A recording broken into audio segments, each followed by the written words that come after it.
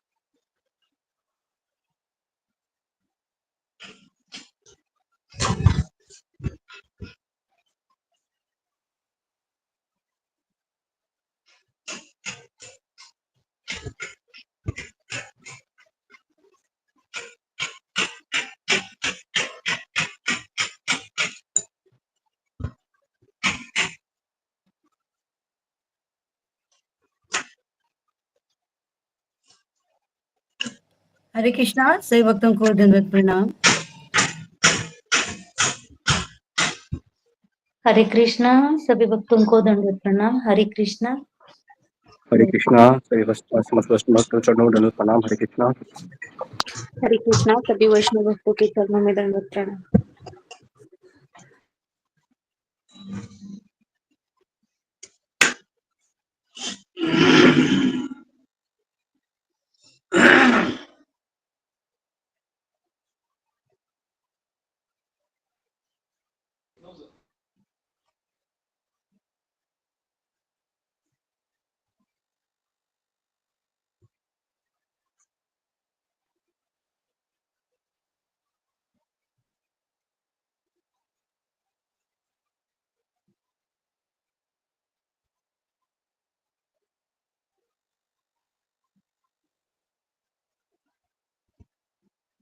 हरे कृष्णा, सभी भक्तों के चरणों में दंडवत प्रणाम। हरे कृष्णा दंडवत प्रणाम प्रभु जी। हरे कृष्ण प्रभु जी दंडवत। धन्यवाद प्रणाम। हरे कृष्ण प्रभु जी दंडवत प्रणाम। हरे कृष्णा प्रभु जी दंडवत प्रणाम चरणों में दंडवत दंडवत प्रणाम प्रणाम। प्रभु जी। हरे हरे कृष्णा, कृष्ण सभी सभी भक्तों के दंडवत चरणों में प्रणाम। दंडवत प्रणाम। हरे कृष्णा, अशोक प्रभु जी दंडवत प्रणाम। दंडवत प्रणाम माता जी। हरे हरे कृष्णा। कृष्णा, दंडवत प्रणाम। हरे कृष्णा, सुधा माता जी दंडवत प्रणाम। हरे कृष्णा, हरे कृष्णा। सावित्री माता जी दंडवत प्रणाम। कोई भक्त नरसिंह आरती बोलेगा?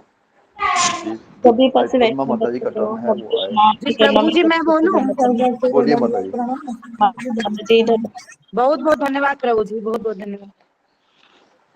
ओम अज्ञानतिमिरान्धस्य ज्ञानाञ्जन शलाकया चक्षुरुन्मीलितं येन तस्मै श्री गुरुवे नमः। मूकं करोति वाचालं पङ्गुं लङ्घयते गिरिं यत्कृपातमहं वन्दे श्रीगुरुं शरणम्।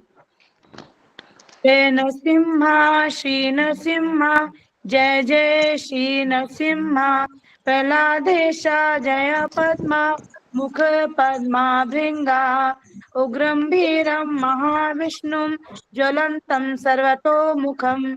नृसिंहं भीषणं भद्रं, मृत्योर्मृत्युर्नमाम्यहम्। नमस्ते नरसिंहाय, नमस्ते नरसिंहाय। प्रहलाद लाद दायिने, प्रहलाद लाद दायिने।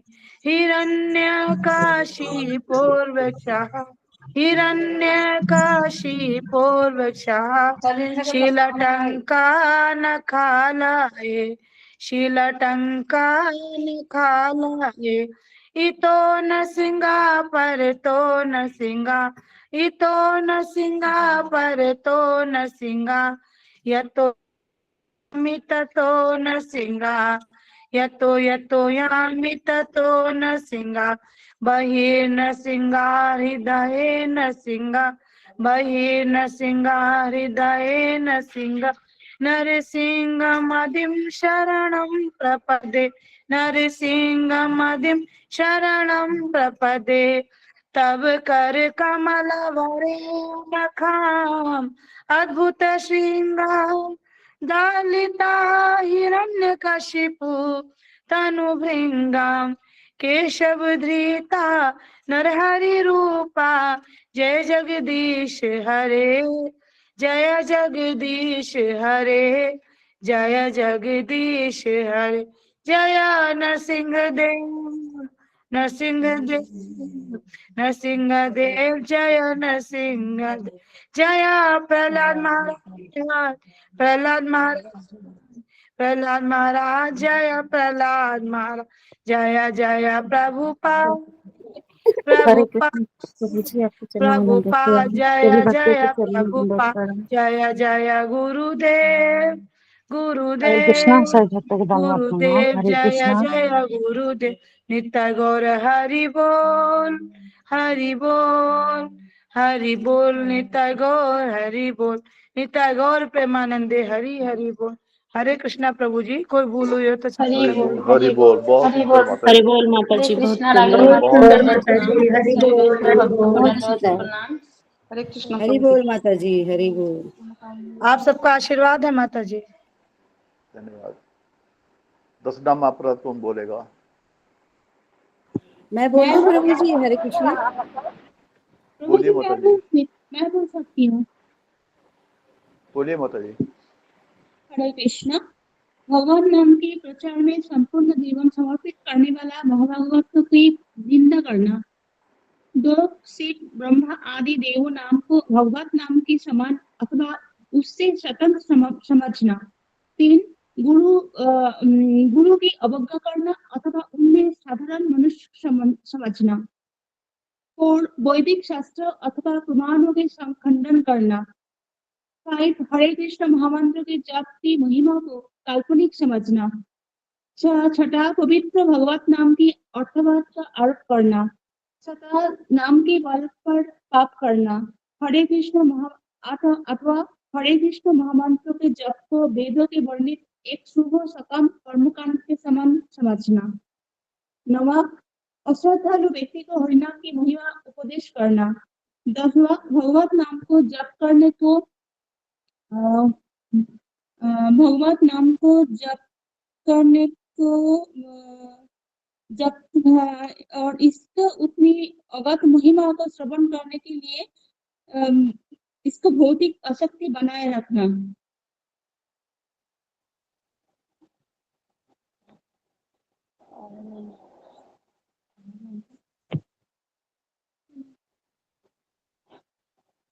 तो मुझे और नहीं हो सकता। भगवत नाम को जप करने के लिए और जप करें।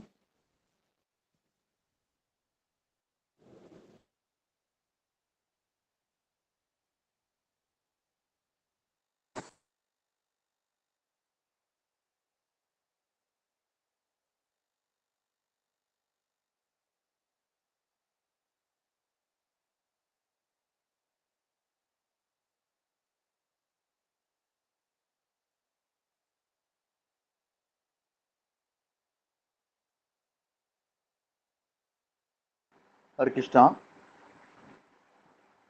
कोई और बोलेगा? 10 नाम अपराध। मैं बोलूं प्रभु जी? बोलिए बोलूं माता जी। प्रभु जी? रंजना माता जी बोलिए। हरे कृष्णा प्रभु जी, बहुत बहुत धन्यवाद। आपके चरणों में दंडवत प्रणाम, सबको दंडवत प्रणाम। हरे कृष्णा।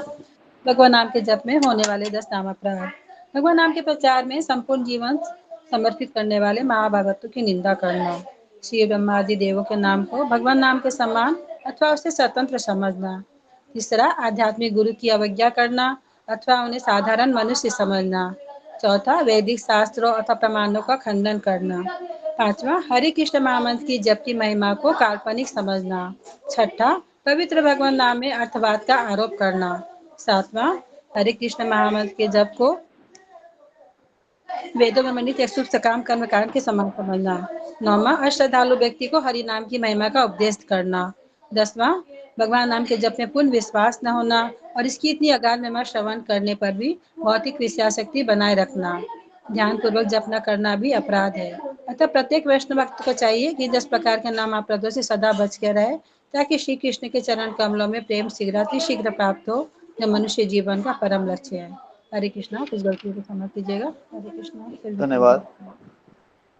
धन्यवाद माता जी। अब कल के बारे में कौन बताएगा? बात तो अब आती है ना, कल के बारे में बताएं। हरे कृष्णा। सभी वैष्णव भक्तों के चरणों में दंडवत प्रणाम। हरे कृष्णा। चलो प्रणाम माता जी। हरे कृष्णा। हैंड रेस कीजिए कल के बारे में बताने के लिए। यहाँ पे असली टेस्टिंग होती है ना। हरे कृष्ण। सभी भक्तों के चरणों में कोटि कोटि दंडवत प्रणाम माता जी। हरे कृष्णा।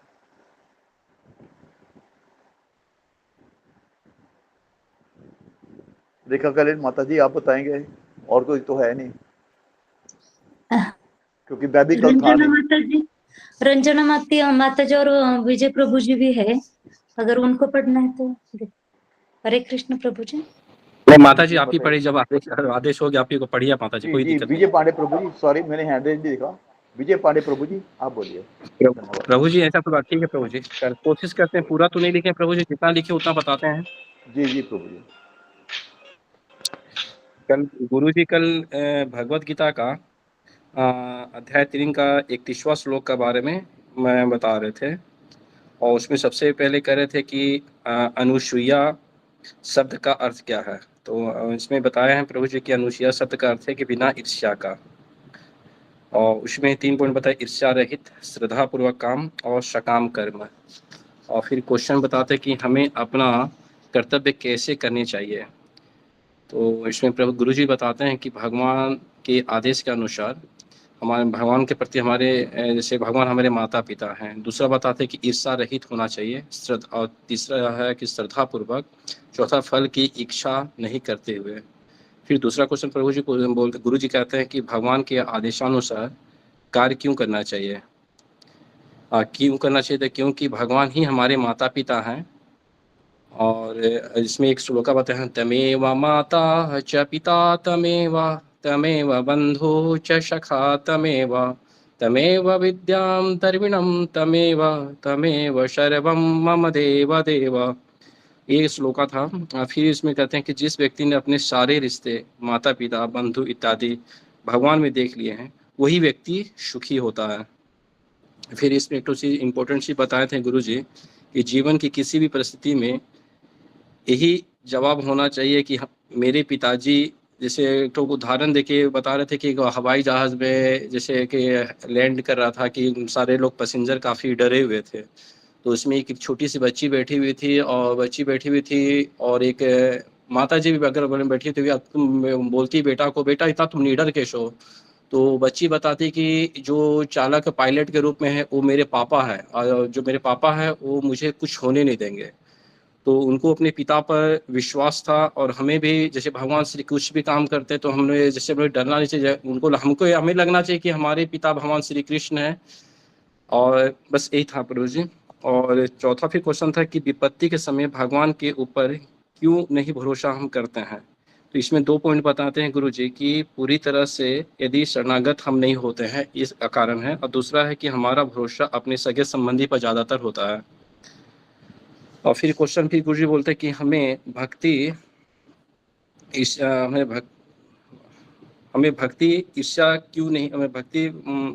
क्यों नहीं करना चाहिए।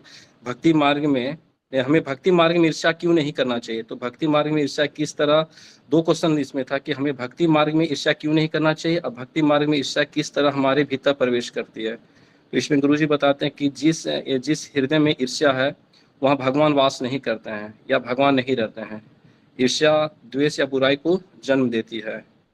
फिर गुरु जी बताते हैं यदि भक्ति मार्ग में किसी की बड़ाई या कृपा हो रही हो तो अन्य भक्तों का क्या भाव होना चाहिए। तो इसमें गुरु जी बताते हैं कि अन्य भक्तों की कृपा हो रही है तो हमें खुश होना चाहिए। मुझे उस भक्त के पास जाकर उससे शिक्षा ग्रहण करना कि मैं भी आप ही की तरह प्रगति करूं। और फिर एक वो गुरु जी क्वेश्चन बताया, अगर किसी भक्त को कृपा मिल रही हो तो इसका भाव क्या होना चाहिए। तो इसमें फिर गुरु जी आंसर बताते हैं कि यदि मुझे एक कृपा मिली है तो मुझे अयोग्य समझना चाहिए। फिर दूसरा पॉइंट उसमें बताते हैं कि इस कृपा का श्रेय आध्यात्मिक गुरु को दिया जाना चाहिए। और तीसरा था कि आसपास के संत भक्तों का संग के कारण श्रेय दिया जाना चाहिए। गुरु जी हमें प्रभु जी इतना ही हम लिखे हैं। हरे कृष्णा। कोई गलत त्रुटि हो तो हमेशा क्षमा करें। धन्यवाद प्रभु जी, बहुत सुंदर, धन्यवाद। कोई और भक्त ऐड करना चाहेगा इसमें? हरे कृष्णा। हरे कृष्णा। दोनों प्रणाम गुरु जी। हरे कृष्णा। हरे कृष्णा गुरु जी, दंडवत प्रणाम। हरे कृष्णा गुरु जी, दंडवत प्रणाम। हरे कृष्णा गुरु जी, दंडवत प्रणाम। सही भक्तों को दंडवत। हरे कृष्णा। दंडवत प्रणाम। ओम अज्ञानतिमिरान्धस्य ज्ञानाञ्जनशलाकया चक्षुरुन्मीलितं येन तस्मै श्री गुरुवे नमः। हरे कृष्णा गुरु जी, दंडवत प्रणाम। श्री सब भक्तों के चरणों में दंडवत प्रणाम। जय श्री कृष्ण चैतन्य प्रभु नित्यानंद श्री अद्वैत गदाधर श्रीवासादि गौर भक्त वृंद। हरे कृष्ण कृष्ण कृष्ण हरे हरे, हरे राम राम राम हरे हरे। ओके, हरे कृष्ण। तो सबका स्वागत है सत्र में। तो आज हम आनंद वृंदावन प्रभु का कुछ वीडियो भी हम सुनेंगे।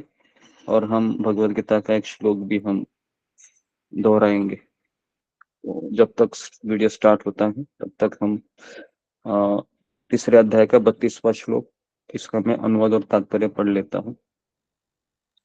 ये तु एतत् अभ्यसूयन्त न अनुतिष्ठन्ति मे मतम् सर्वज्ञान विमूढान् तान् विद्धि नष्टान् अचेतसः। ओके। ये तु एतत् अभ्यसूयन्त न अनुतिष्ठन्ति मे मतम् सर्वज्ञान विमूढान् तान् विद्धि नष्टान् अचेतसः। ये तु एतद् अभ्यसूयन्त न अनुतिष्ठन्ति मे मतम् सर्वज्ञान विमूढान् तान् विद्धि नष्टान् अचेतसः। जी, कोई पढ़ना चाहेगा तो आप फिंगर को रेस कीजिए। बिशप चावला प्रभु आप नाम लीजिए। जी गुरु जी, हरे कृष्णा। ये तु अभ्युसूयन्त न अनुष्ठिन्ते मे मतम् सर्वज्ञानं विमूढानां तान् विद्धि नष्टान् अचेतसः। विजय पांडे प्रभु जी, हरे कृष्णा। कृष्णा गुरु जी दंडवत प्रणाम। समस्त वैष्णव भक्तों को चरणों में दंडवत प्रणाम। ये तु एतत् अभिसूयन्त न अनुतिष्ठन्ति मे मतम् सर्वज्ञान विमूढान् तान् विद्धि नष्टान् अचेतसः। हरे कृष्ण प्रभु जी दंडवत प्रणाम। धन्यवाद प्रभु जी। रंजना माता जी, हरे कृष्णा। प्रभु जी, गुरु जी के चरणों में कोटि दंड प्रणाम, सब भक्तों को दंडवत प्रणाम। हरे कृष्णा। ये तु एतत् अभिसूयन्त न अनुष्ठन्ति मे मतम् सर्वज्ञान विमूढान् तान् विद्धि नष्टान् अचेतसः। हरे कृष्ण। धन्यवाद माता जी। सुधा माता जी, हरे कृष्णा। हरे कृष्णा गुरु जी, दंडवत प्रणाम। सभी भक्तों को दंडवत प्रणाम। ये तु एतत् अभ्यसूयन्तः न अनुतिष्ठन्ति मे मतम् सर्वज्ञान विमूढान् तान् विद्धि नष्टान् अचेतसः। हरे कृष्णा। धन्यवाद माता जी। रेखा माता जी, हरे कृष्णा। हरे कृष्ण गुरु जी, दंडवत प्रणाम। सभी भक्तों के चरणों में दंडवत प्रणाम। ते तु एतद्यसूयन्तो नानुतिष्ठन्ति मे मतम् सर्वज्ञान विमूढांस्तान् विद्धि नष्टान् चेतसः। हरे कृष्ण। धन्यवाद प्रभु जी। धन्यवाद माता जी। सुप्रिया माता जी, हरे कृष्णा। हरे कृष्ण प्रभु जी, दंडवत प्रणाम। सभी भक्तों के चरणों में दंडवत प्रणाम। एतु यतत् अभ्यसूयन्त न अनुतिष्ठन्ति मे मतम् सर्वज्ञान विमूढान् तात विद्धि नष्टान् अचेतसः। हरे कृष्ण। धन्यवाद माता जी। शांपा माता जी, हरे कृष्णा। हरे कृष्ण गुरु जी। ये तु एतत् अभ्यसूयन्त न अनुतिष्ठन्ति मे मतम् सर्वज्ञान विमूढान् तान् विद्धि नष्टान् अचेतसः। हरे कृष्ण। धन्यवाद माता जी। धन्यवाद। रश्मि माता जी, हरे कृष्णा। रश्मि पानी ग्रही। हरे कृष्णा प्रभु जी, दंडवत प्रणाम। माता ये जी। ते तङ्घव्ययुष्यन्त नानुतिष्ठन्ति मे मतम् सर्वज्ञान विमूढास्तान् विद्धि नष्टा न चेतसः। हरे कृष्ण। धन्यवाद माता जी। शुभांगी माता जी, हरे कृष्णा। हरे कृष्णा गुरु जी, दंडवत प्रणाम। ये तु एतत् अभ्यसूयन्त न अनुतिष्ठति मे मतम् सर्वज्ञान विमूढान् तान् विद्धि नष्टान् अचेतसः। हरे कृष्ण। धन्यवाद माता जी। गायत्री माता जी, हरे कृष्णा।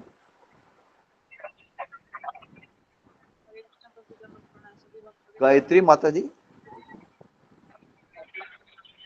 कृष्ण प्रभु जी, दंडवत प्रणाम। सभी भक्तों के चरणों में दंडवत प्रणाम। धन्यवाद प्रणाम माता जी।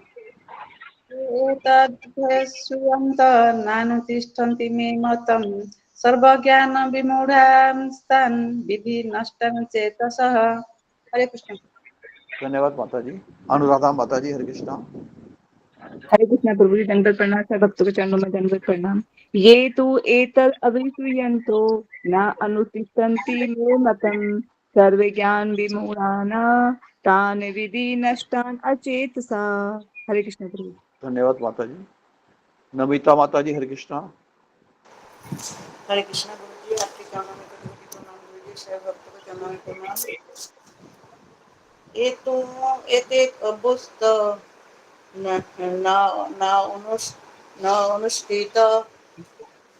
न अनुष्ठित मेमतं सर्वज्ञान विमोरातं विधि नष्टा सचेत अचेत। हरे कृष्णा गुरु जी, प्रणाम। धन्यवाद माता जी। अभय यादव प्रभु जी, हरे कृष्णा। हरे कृष्ण प्रभु। ये तु एतंत अभिसंतं न अस्ति मे मतं सर्वज्ञानं विमूढतानं विधि नष्टान एष ते सतम्। हरे कृष्ण प्रभु। धन्यवाद प्रभु जी, धन्यवाद। धन्यवाद जी गुरु जी, धन्यवाद प्रणाम गुरु जी, हरे कृष्णा। जी हरे कृष्ण। तो इसका अनुवाद और तात्पर्य जरा पढ़िए अशोक चावल। जी गुरु जी। अनुवाद इस प्रकार से है, किंतु जो ईर्ष्यावश इन उपदेशों की उपेक्षा करते हैं और इनका पालन नहीं करते, उन्हें समस्त ज्ञान से रहित, दिग्भ्रमित तथा सिद्धि के प्रयासों में नष्ट भ्रष्ट समझना चाहिए। तात्पर्य यहाँ पे ऐसे है, यहाँ पर कृष्ण भावना भावित न होने के दोष का स्पष्ट वर्णन है, कथन है। जिस प्रकार परम अधिशासी की आज्ञा के उल्लंघन के लिए दंड होता है, उसी प्रकार भगवान के आदेश के प्रति अवज्ञा करने के लिए भी दंड है। अवज्ञाकारी व्यक्ति चाहे कितना ही बड़ा क्यों ना हो, वह शून्य हृदय होने से आत्मा के प्रति तथा परब्रह्म परमात्मा एवं श्री भगवान के प्रति अनभिज्ञ होता है। अतः ऐसे व्यक्ति से जीवन की सार्थकता की आशा नहीं की जा सकती। जी गुरु जी, हरे कृष्णा। हरे कृष्ण। सबका स्वागत है सत्र में। तो हम आज तीसरे अध्याय का 32वां श्लोक के ऊपर चर्चा कर रहे हैं। जी, तो भगवत गीता का रोज हम एक श्लोक के ऊपर चर्चा करते हैं, लेकिन इस श्लोक को या इस भगवत गीता को समझने का एक मूड होता है, एक भाव होता है, क्योंकि कृष्ण कहते हैं कि ये एक रहस्य है। रहस्य का अर्थ है कि सीक्रेट। तो इसका सीक्रेट ये है कि एक कथा मैं बताना चाहूंगा आपको, जो कई बार से अभी तक हमने इसको बताया नहीं है, कई दिन हो गए। तो एक बार चैतन्य महाप्रभु है, वह दक्षिण भारत की यात्रा में एक ब्राह्मण को मिलते हैं। जो वह ब्राह्मण है वह भगवत गीता पढ़ रहा होता है, लेकिन उस ब्राह्मण को भगवत गीता पढ़ना नहीं आता है। वह ब्राह्मण है, वह निरक्षर होता है।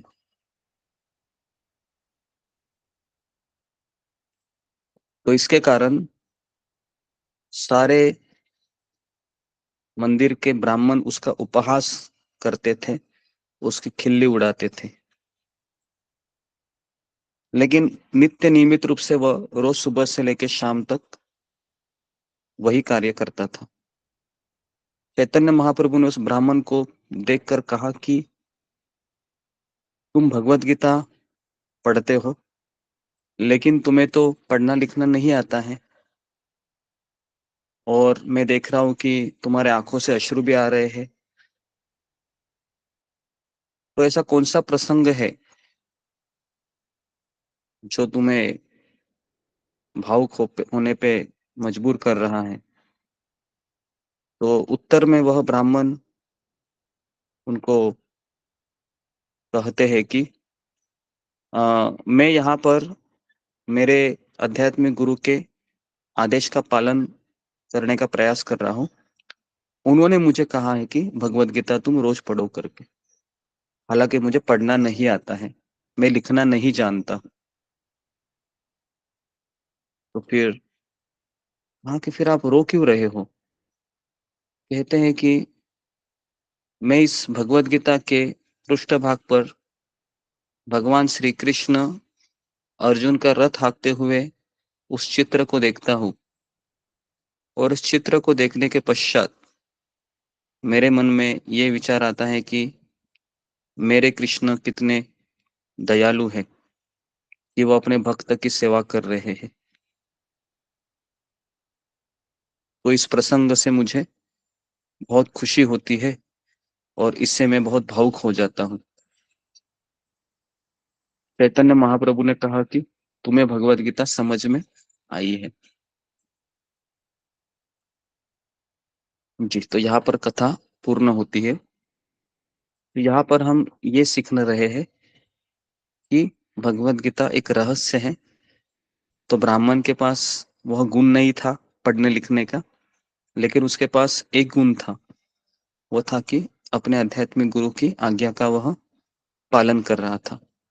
उसने ये नहीं कहा अपने गुरु को कि मुझे लिखना पढ़ना नहीं आता है तो मैं नहीं कर सकता हूँ। भगवत गीता रोज सुबह से शाम तक बैठता था और उसी फोटो को वो 6-7 घंटा देखता रहता था। और इसका परिणाम ये हुआ कि गीता का रहस्य उसके भीतर उदित हुआ।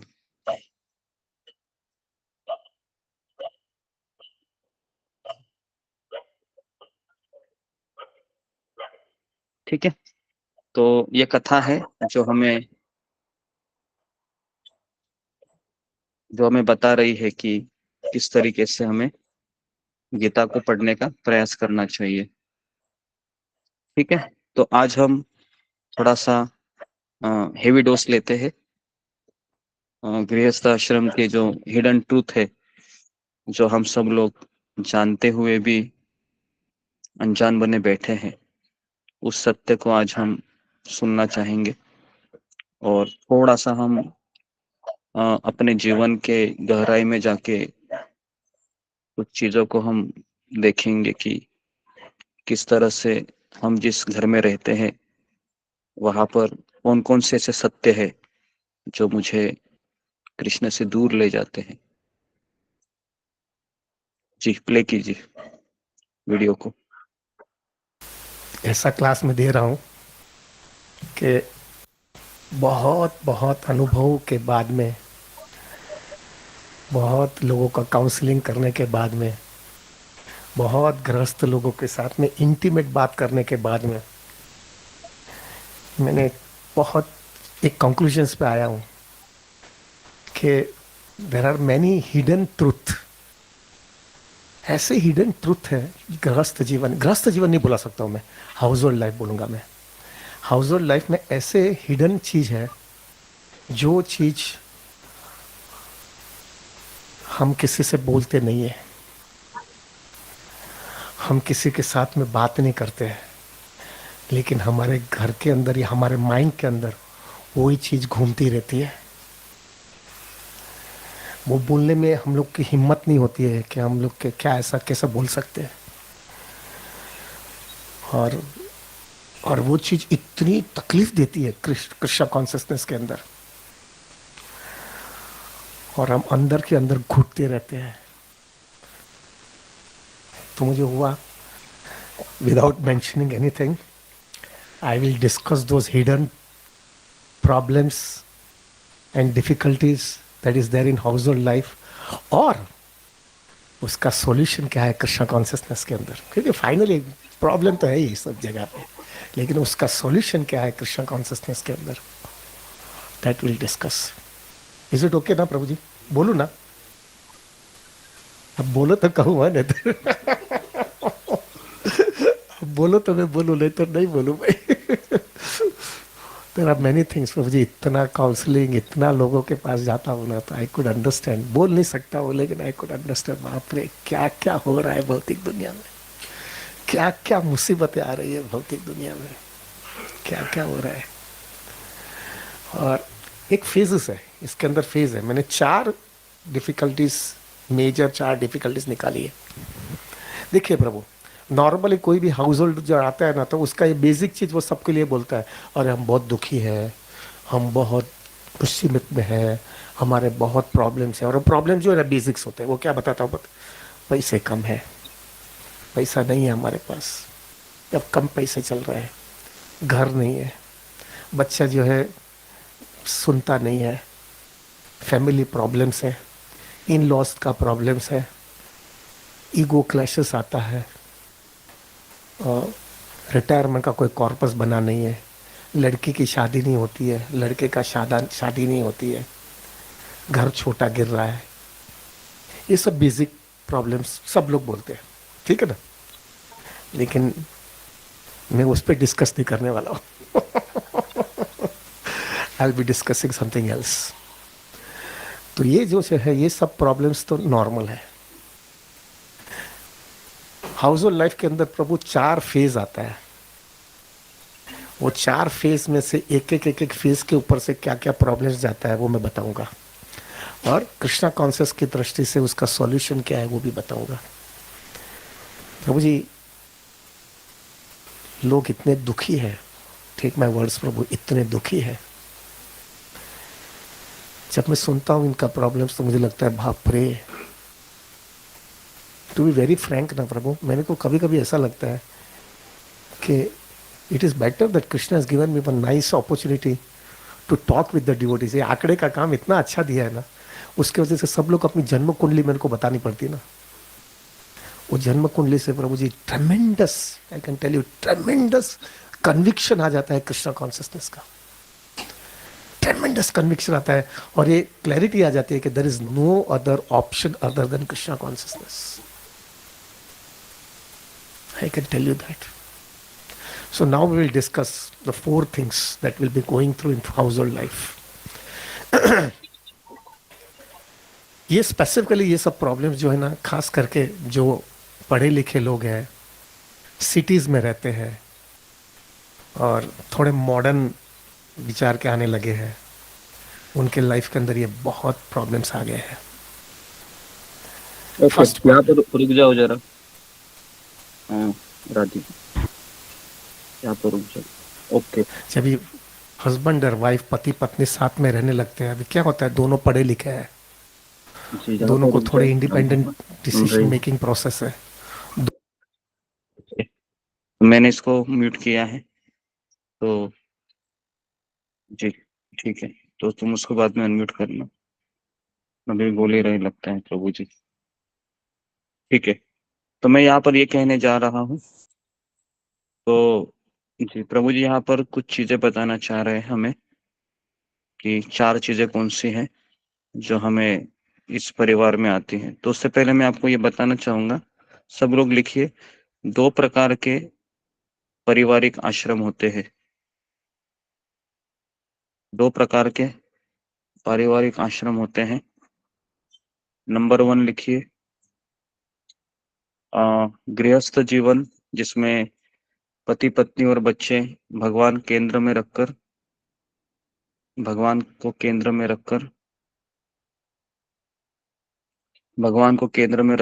अपना दिनचर्या बनाते हैं।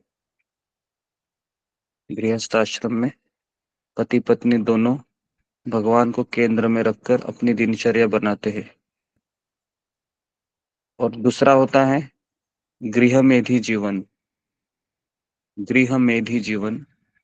जिसमें पति पत्नी और बच्चे इंद्रिय तृप्ति को लक्ष्य लेकर जीवन जीते हैं। इंद्रिय तृप्ति को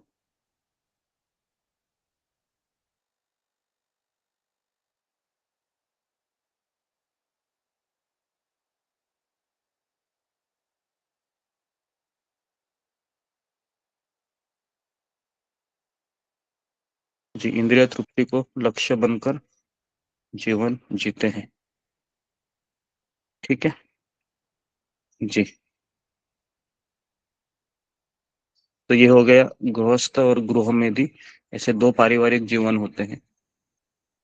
ठीक है जी।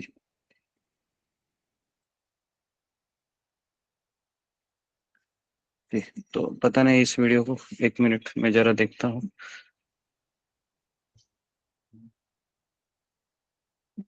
कैसे करेंगे?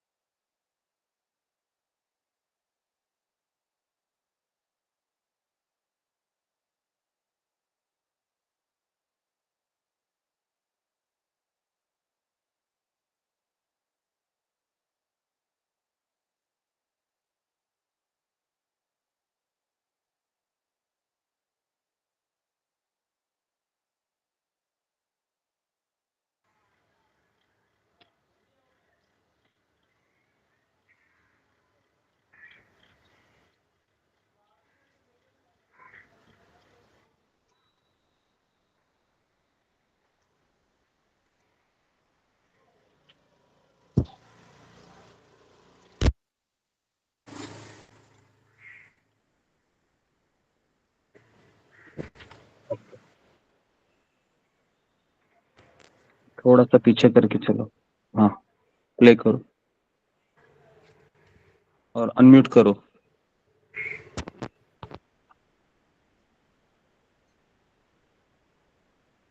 अनम्यूट करो तुम्हारे इसको, शेयर स्क्रीन शेयर किया है उसको।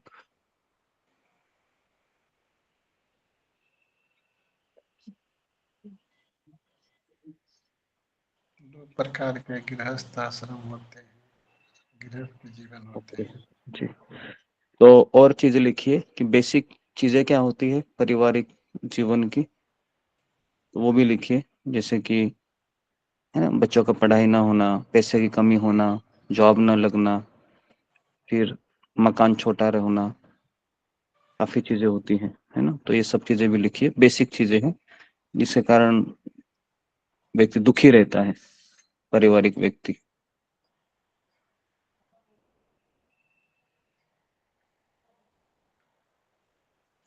ठीक है, तो ये सब चीजें लिखिए कि घर छोटा होना या फिर पारिवारिक लोगों की में अनबन रहना, या और चीजें हैं कि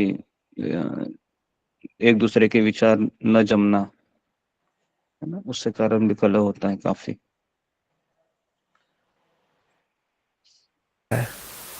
और वो डाउट ये है कि दोनों को ऐसा लगता है कि एक दूसरे के प्रति चेस नहीं है।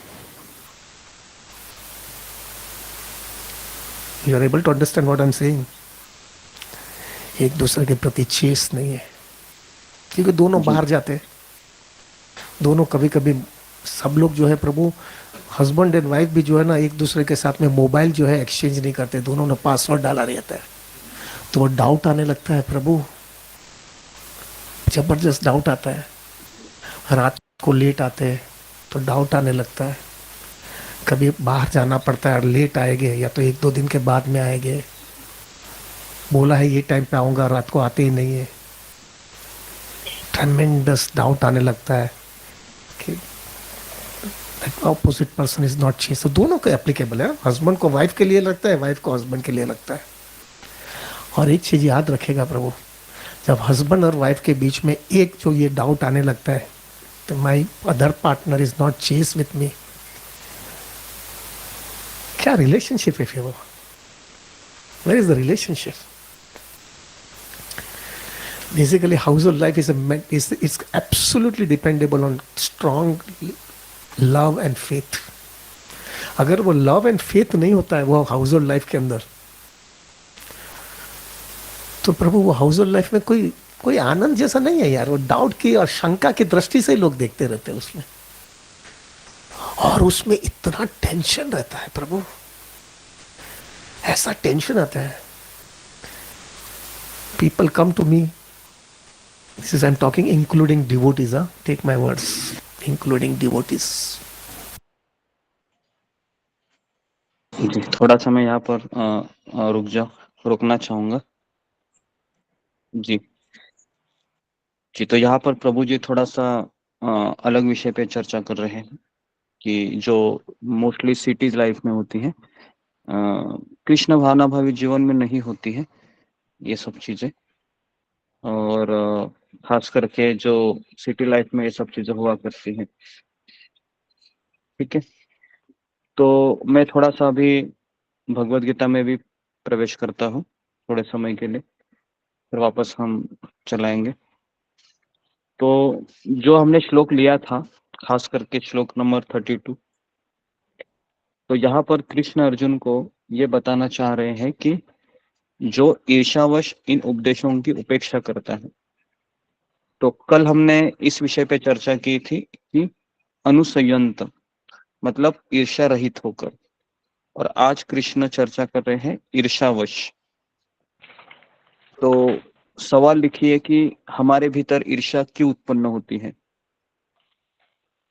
जी, सवाल लिखिए, हमारे अंदर ईर्ष्या क्यों उत्पन्न होती है, क्यों मेरे भीतर ईर्ष्या का प्राकट्य होता है। जी, तो उत्तर लिखिए। जी, उत्तर लिखिए कि जब मैं अपने आप को दूसरों से तुलना करता हूं, जब मैं अपने आप को दूसरे से तुलना करता हूं या दूसरे भक्तों से तुलना करता हूं, तो ईर्ष्या का प्राकट्य होता है। तो ईर्ष्या का प्राकट्य होता है, और उसमें मेन चीज ये होती है कि मैं दूसरों से महान बनना चाहता हूं या मैं दूसरों से महान बनना चाहती हूँ। ठीक है जी। और दूसरा प्रश्न लिखिए कि राष्ट्र राष्ट्रों में लड़ाई क्यों होती है, परिवार परिवार में लड़ाई क्यों होती है, भाई भाई में लड़ाई क्यों होती है, रिश्ते नातों में लड़ाई क्यों होती है। क्योंकि इसका मेन जो केंद्र है वो है ईर्ष्या। ईर्ष्या ये मेन केंद्र है, क्योंकि हर एक व्यक्ति को लगता है, हर एक इंसान को लगता है कि मैं सबसे आगे बना रहूं, मैं सबसे आगे बना रहूं, मुझे ही नियंत्रक बनना है, मुझे ही एंजॉयर बनना है, और मुझे ही मालिक बनना है। ये भावना से वह ईर्ष्या का जन्म होता है। मुझे ही नियंत्रक बनना है, मुझे ही एंजॉयर बनना है, और मुझे ही मालिक बनना है।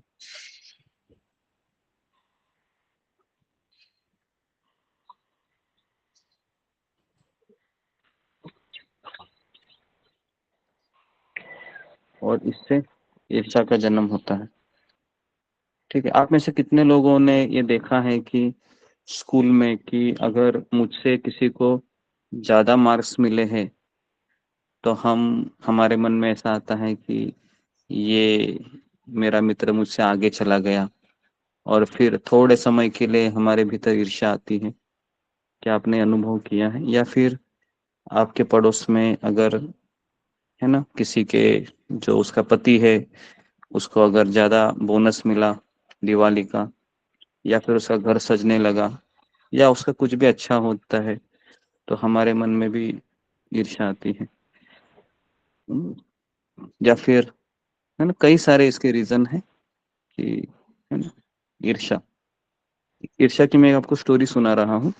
दो अंधे थे, है ना, तो दोनों अंधे ने, सॉरी अंधे नहीं थे, दोनों ये पड़ोसी थे, एक दूसरे से ईर्ष्या कर रहे थे। तो ये दोनों ने भगवान की पूजा की, लेकिन ये दोनों एक दूसरे से बहुत ईर्ष्यालु थे। तो जैसे ही भगवान प्रसन्न हुए,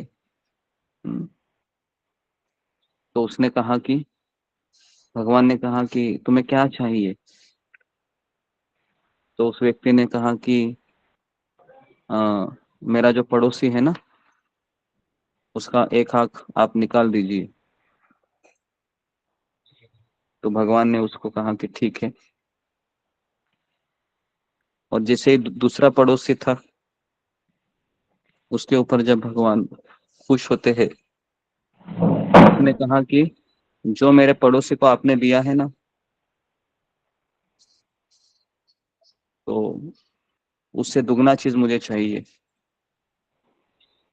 तो इस तरीके से उस व्यक्ति के दोनों आंखें वह उसने निकालवा दी। तो इस तरीके से ईर्ष्यालु व्यक्ति होता है वह अपने ही हृदय में या जलते हुए कोयले को रखता है, या फिर अपने पैर पे कुल्हाड़ी मार लेता है। और इसलिए एक सबसे बड़ी बीमारी का जन्म होता है कि सबसे बड़ा रोग क्या कहेंगे लोग, है ना। तो ये जो चीज है ना, ये स्टेटस, ये सब चीजें उससे ही जन्म लेती है। कि लोगों के ओपिनियन से हम इतना प्रभावित होते हैं। आप में से कितने लोगों का ऐसा होता है कि घर में किसी ने कुछ बोल दिया और 10 लोगों ने उसकी चर्चा की, अड़ोस पड़ोस में चर्चा हुई आपके बारे में, और आपको इतना लगा कि अभी मुझे मुंह दिखाने की नौबत नहीं है अभी।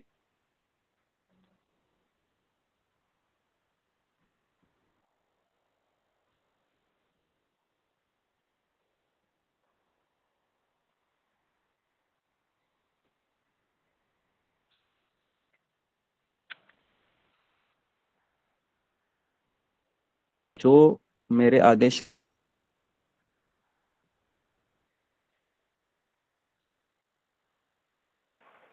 की आवाज नहीं आ रही। सिद्धि के प्रयास में अष्ट नष्ट भ्रष्ट समझना चाहिए। जी वापस कह रहा हूं मैं कि भगवान कहते हैं कि जो व्यक्ति मेरे आदेश का पालन नहीं करता है, उनके जीवन में 3 चीजें होती है। सबसे पहले है कोई भी ज्ञान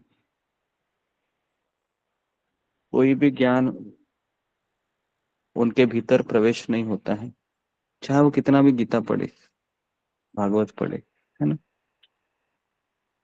दूसरा है वह दिग्भ्रमित होते हैं। भ्रमित होने का अर्थ है कि वह हमेशा सही निर्णय नहीं ले पाते। और तीसरा है कि भक्ति मार्ग के प्रयासों में नष्ट भ्रष्ट हो जाते हैं। भक्ति मार्ग के प्रयासों में नष्ट भ्रष्ट हो जाते हैं।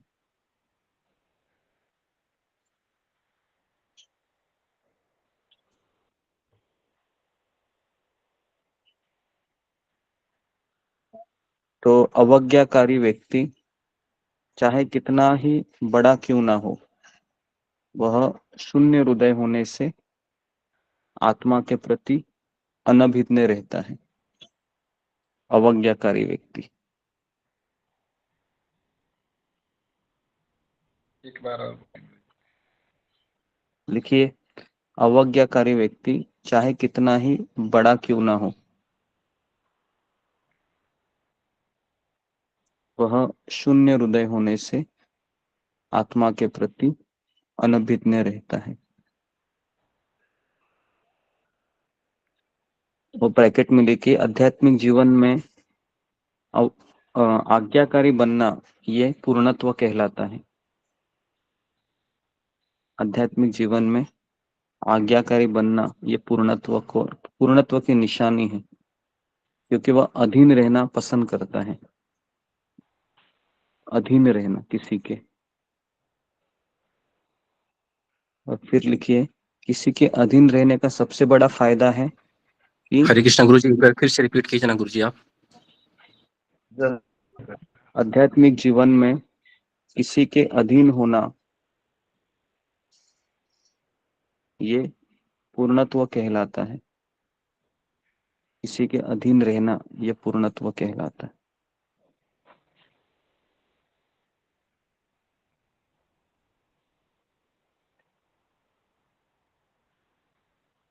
ओके, किसी के अधीन रहना ये पूर्णत्व कहलाता है।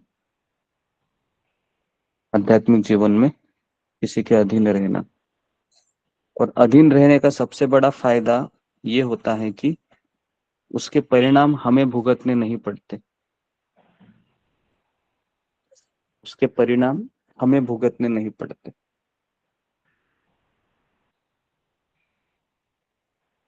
उदाहरण के लिए लिखिए,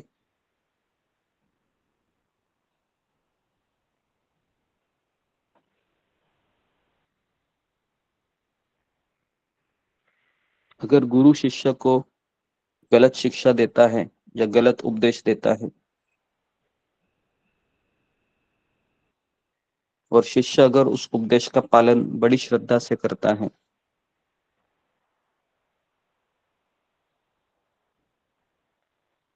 तो उसके परिणाम गुरु को ज्यादा भुगतने पड़ते हैं।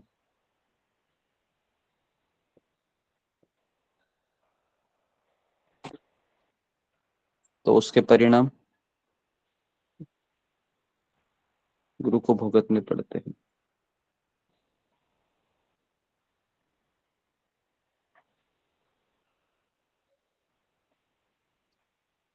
जो व्यक्ति, बाद में लिखे, जो व्यक्ति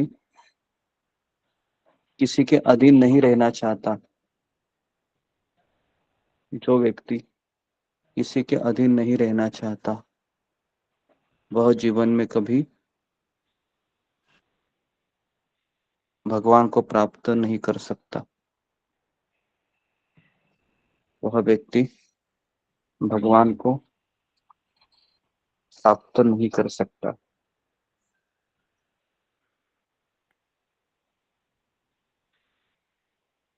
जी, तो यहाँ पर मुझे बताइए क्यों नहीं वो भगवान को प्राप्त कर सकता। फिंगर को रेस कीजिए कि अगर कोई व्यक्ति है अधीन नहीं रहना चाहता है और वह अपने ही मन से पूजा पाठ करना चाहता है, तो ऐसा व्यक्ति क्यों भगवान को प्राप्त नहीं कर सकता। जी, अभय यादव। हरे कृष्ण। और जैसे आपने अभी लिखवाया भी है कि जो मतलब व्यक्ति अगर गुरु के पूर्ण अधीन नहीं रहता है तो मतलब एक तरह से उसको सभी प्रकार के परिणाम भोगने पड़ते हैं। तो अगर कोई व्यक्ति अगर गुरु के अधीन न रहकर अपने मनमाने ढंग से कार्य करता है, जैसे कि शास्त्रों के प्रतिकूल भी अगर हम कोई कार्य करते हैं तो देखते हैं हमारा जीवन कितना मतलब नष्ट भ्रष्ट हो जाता है। हम अपने जीवन को एक तरह से बैलेंस नहीं कर पाते हैं। तो गुरु जैसे कि भगवान का एक तरह से प्रतिनिधि होता है, तो गुरु भगवान तो हो नहीं सकते, मगर गुरु को हमको भगवान की तरह ही समझना चाहिए, क्योंकि जो भगवान ने शास्त्रों में नियम कानून बताए हुए हैं मनुष्य को जीवन जीने के लिए, अगर उस गुरु के आदेशानुसार अगर उसका पालन करते हैं तो एक तरह से हम भगवान के ही निर्देशों का पालन कर रहे हैं। और अगर हम उनके निर्देशों का पालन नहीं करते हैं, गुरु की अवज्ञा करते हैं, तो एक तरह से हमारा जो जीवन रहेगा वो नष्ट भ्रष्ट हो जाएगा। हरे कृष्ण। ओके जी, तो सबको क्लियर है? इसके अलावा किसी का उत्तर है? जी, अभय यादव।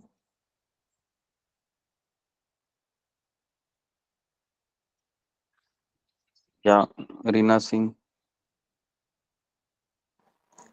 हरे कृष्णा। प्रणाम गुरुदेव, सही भक्तों के चरणों में प्रणाम। गुरुदेव, आपने एक बार बताया था जो है कि जिसको भी जो है अहंकार होता है वो भगवान के पास नहीं जा सकता है, और हमारा अहंकार तभी समाप्त हो जा सकता होता है जब हम किसी के अधीन रह के कार्य करते हैं। और गुरु जो है कि वो भगवान के प्रतिनिधि होते हैं, तो जब हम उनके आदेश के अनुसार चलते हैं तभी जो है कि हमारा अहंकार जो है वहां समाप्त होता है। हरे कृष्णा। गुरुदेव, कुछ गलती हो तो क्षमा करें। ओके, तो और एक मैं अभी सवाल पूछना चाह रहा हूँ। अगर ऐसा अगर हमको प्रतीत हो कि गुरु है वह हमारी भावनाओं को नहीं समझ रहे हैं और हमको गलत ही उपदेश दे रहे हैं। गलत उपदेश का अर्थ है कि वह भक्ति के अनुकूल है लेकिन उस व्यक्ति के अनुकूल नहीं है, और उसको ऐसा लगता है कि मेरे साथ अन्याय कर रहे हैं, या फिर ऐसा लगता है कि जो गुरु है वह किसी अलग कर्म में भी लगे हुए हैं लेकिन वह भगवान का भक्त है, तो हमें क्या करना चाहिए? और इसका आपको रामायण का उदाहरण भी आपको देना है। ऐसे प्रसंग है, किसी के अधीन रहने की बात हो रही है यहाँ पर, चाहे वह वैष्णव हो सकता है हमसे उच्च कोटि का, या फिर गुरु होता है। गुरु को फिलहाल छोड़ ही देते हैं, उच्च कोटि का वैष्णव को हम समझ लेते हैं। तो हम उस समय हम क्या करना पसंद करेंगे, उसको छोड़ देंगे या फिर भी उनके साथ रहेंगे? जी, फिंगर को रेज कीजिए। क्या आप उनको छोड़ देंगे या साथ रहेंगे? जी, अभय यादव। हरे कृष्ण। तो जी जैसे इससे पहले भी हमने शायद दूसरे अध्याय में ही हम लोगों ने पढ़ा है कि गुरु अगर जैसे आध्यात्मिक जीवन में भक्ति अगर कर रहे हैं, तो अगर आध्यात्मिक जीवन में वो सभी चीज का पालन कर रहे हैं, मगर वो किसी प्रकार के अगर विहित कार्य में अगर लिप्त हैं, तो हमें वहीं पर गुरु का एक तरह से त्याग कर देना चाहिए। क्योंकि अगर कोई भी गुरु अगर अपने शिष्य का गलत तरीके से उसको फायदा उठाता हो, या तो अपनी सेवा करवाता हो, या तो अपने आप को स्वयं को भगवान समझता हो, तो हमें ऐसे गुरु का त्याग कर देना चाहिए। ओके, जी जी। तो यहाँ पर वह मैंने वापस कहा कि वो भक्ति में दृढ़ है, लेकिन भक्ति के नियमों का बहुत दृढ़ता से पालन नहीं कर रहा है। तो मैं इसका आपको थोड़ा सा एक्सप्लेनेशन दूंगा। रामायण में से हनुमान जी का नाम आपने सुना होगा, सबको पता है। हनुमान जी किसके अधीन थे रामायण में, कोई मुझे बताएगा? फिंगर को रेज कीजिए। जी, हनुमान जी रामायण में किसके अधीन थे? जी, संपा चक्रवर्ती। राम जी के अधीन नहीं थे वो। जी, बताइए सुजाता।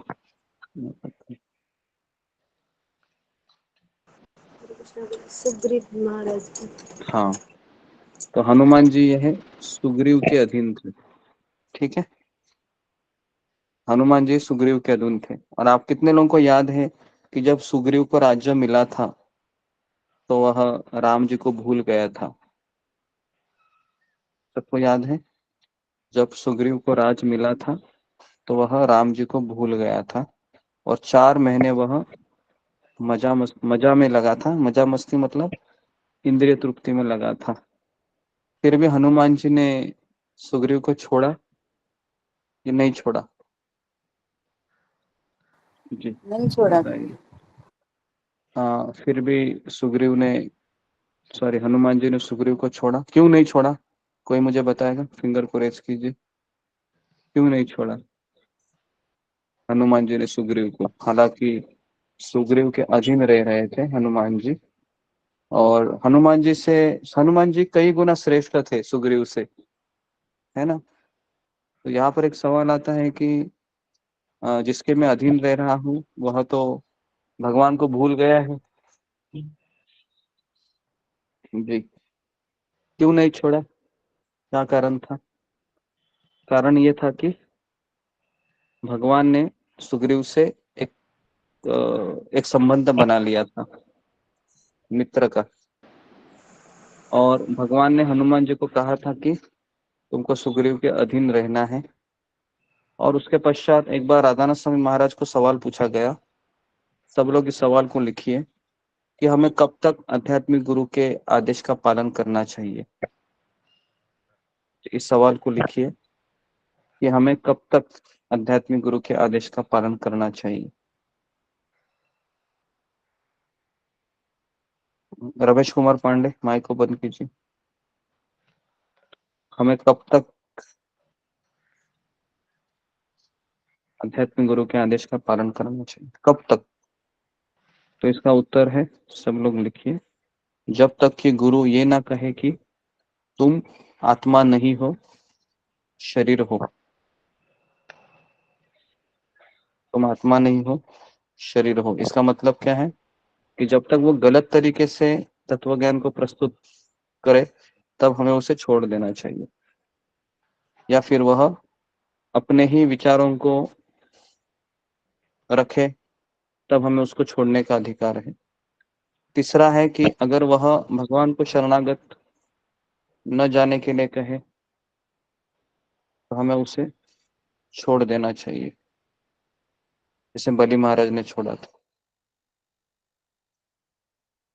ठीक है, सबको क्लियर फिर है? से बोलिए ना ये लाइन।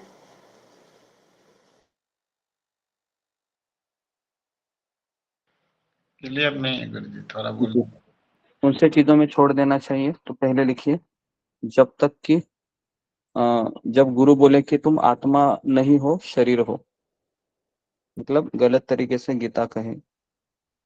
दूसरा है कि अगर वह भगवान को शरण न जाने न भगवान को शरण नहीं जाने को कह रहे और अपने को शरण आने को कह रहे, तो ऐसे व्यक्ति को छोड़ देना चाहिए। तीसरा है कि अगर वो स्वयं भी भगवान की भक्ति का पालन न करे अपने जीवन में,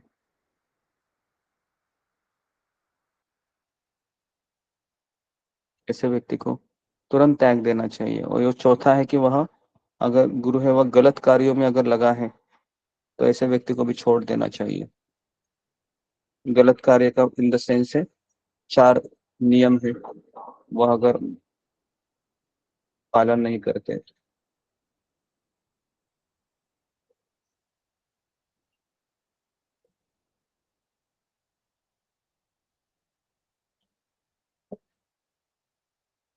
ठीक है जी। तो अभी हम श्लोक नंबर 33 में जा रहे हैं।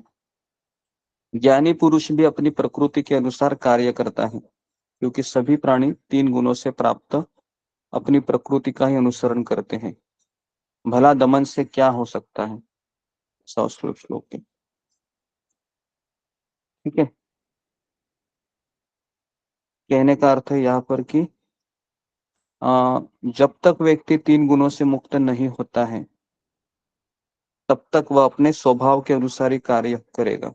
लिखिए इसको, जब तक व्यक्ति 3 गुणों से मुक्त नहीं होता है, वह अपने स्वभाव के अनुसार ही कार्य करेगा।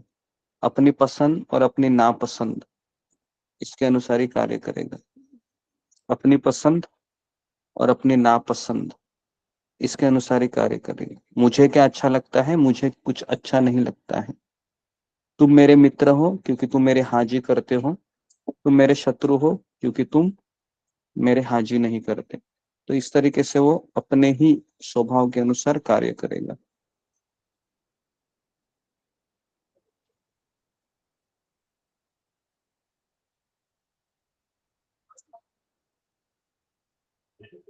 ठीक है, तात्पर्य, कृष्ण भावनामृत के दिव्य पथ पर स्थित हुए बिना प्रकृति के गुणों के प्रभाव से मुक्त नहीं हुआ जा सकता। कौन मुझे बताएगा कि प्रकृति के गुणों से मुक्त कौन करवाता है हमें? फिंगर को रेज कीजिए। हम प्रकृति के 3 गुणों से मुक्त हमें कौन करा सकता है, और ये कब होगा? जी बताइए, कौन करा सकता है हमें? सुमित्रा कुमारी। हरे कृष्ण गुरु धर्म से वैष्णव प्रणाम। मुझे हमें लगता है कि आध्यात्मिक गुरु और भक्तों का संग और अधिक से अधिक हरि नाम। हरे कृष्ण। ओके, हमें प्रकृति के गुणों से कौन मुक्त करा सकता है? जी रेखा काळे। हरे कृष्ण गुरुजी, दंडवत प्रणाम। हमारा कृष्ण भावना भावित निष्काम कर्म और आध्यात्मिक गुरु के आदेशों का पालन हमें प्रकृति के 3 गुणों से मुक्त करा सकता है। ओके, 3 गुणों का प्रभाव से हमें मुक्त कौन करा सकता है? ये सारे उत्तर आप सही कह रहे हैं, लेकिन अल्टीमेट सैंक्शन ये कौन करते हैं? वो करते हैं भगवान श्री कृष्ण। तो भगवान श्री कृष्ण की कृपा से वह 3 गुणों के प्रभाव से तुरंत मुक्त हो जाएगा। लेकिन कृष्ण की कृपा कैसे प्रवेश करती है हमारे जीवन में? जी बताइए, कृष्ण की कृपा हमारे जिंदगी में कैसे प्रवेश करती है रूबी कुमारी? हरे कृष्णा गुरु जी, जब भक्तों का संग और गुरु का मार्गदर्शन मिलता है, तब हमें कृपा काम करती है। जी, तो हमें लिखिए, भगवान की कृपा है वह भक्त और गुरु के माध्यम से प्राप्त होती है।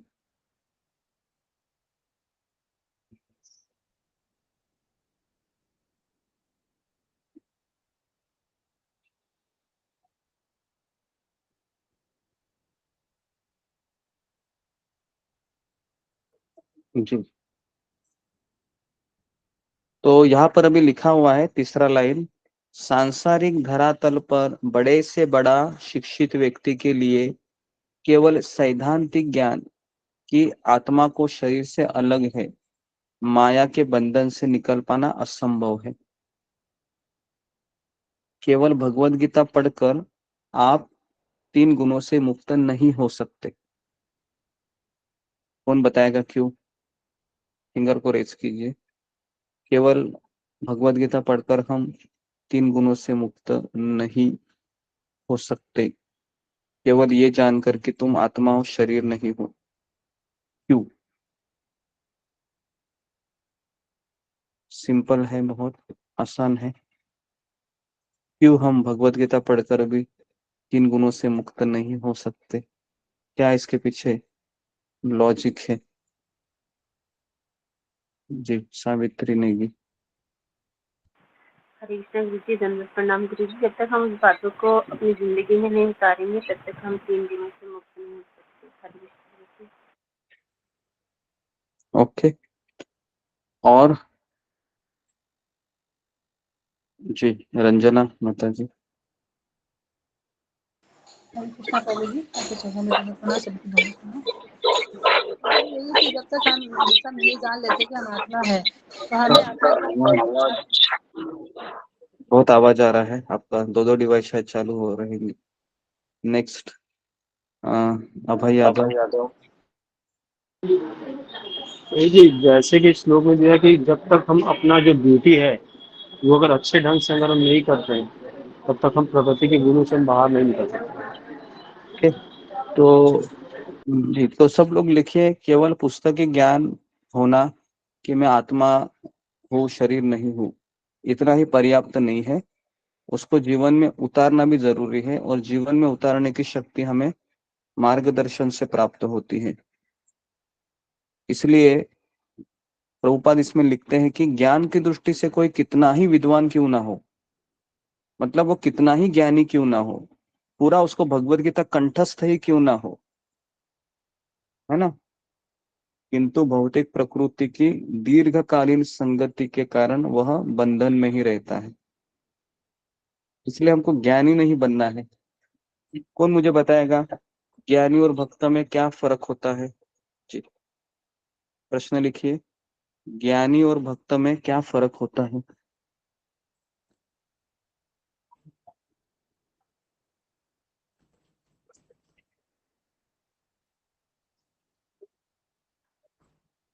जी बताइए सुजाता,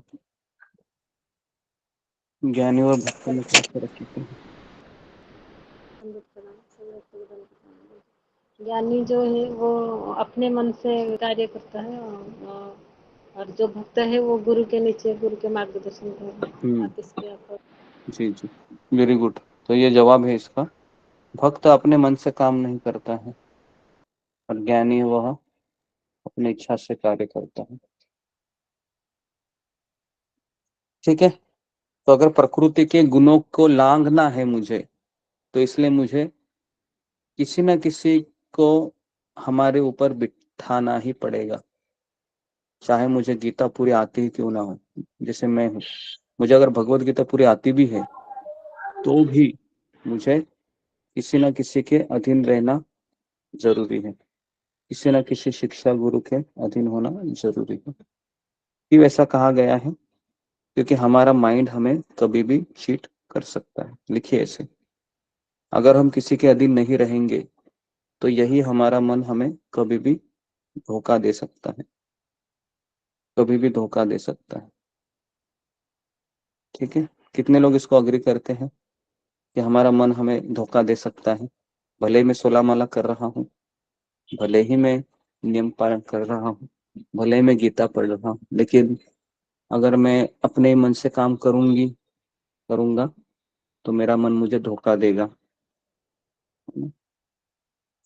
अगर आपको नहीं लगता है तो हम भ्रम में है, इल्यूजन में है, क्योंकि हमारा सबसे बड़ा दुश्मन कौन है?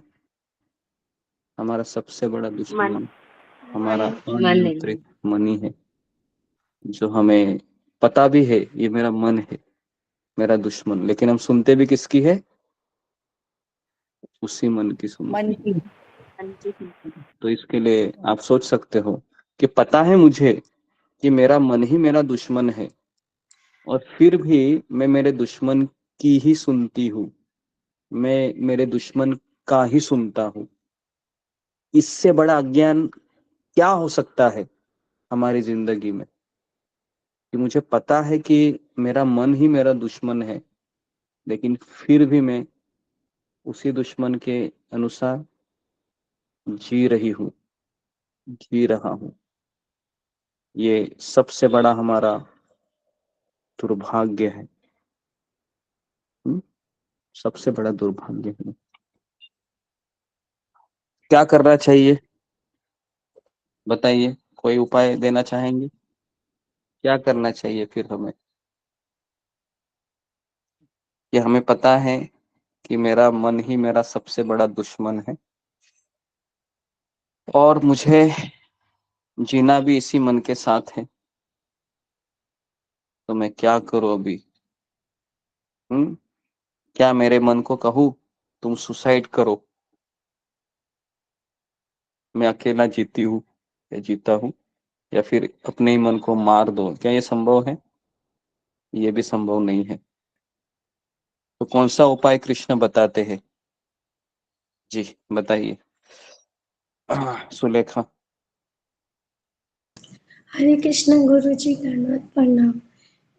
हमें अपनी मन की बात को नहीं मानना चाहिए। आपने बताया था कि मन को रात को जूते से और दिन को झाड़ू से मारना चाहिए, ऐसा आपने बताया था।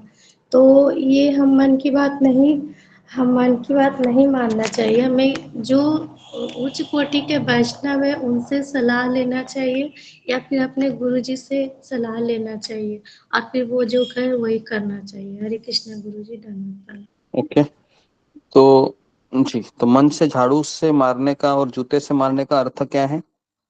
मन की सुनना नहीं है, ये इसका अर्थ है।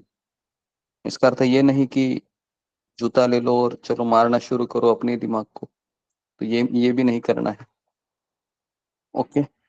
नहीं तो आज शाम को ही आप शुरू हो जाएंगे, चलो जूता ले लो और सर को मारते रहो। तो ये सब मत कीजिए।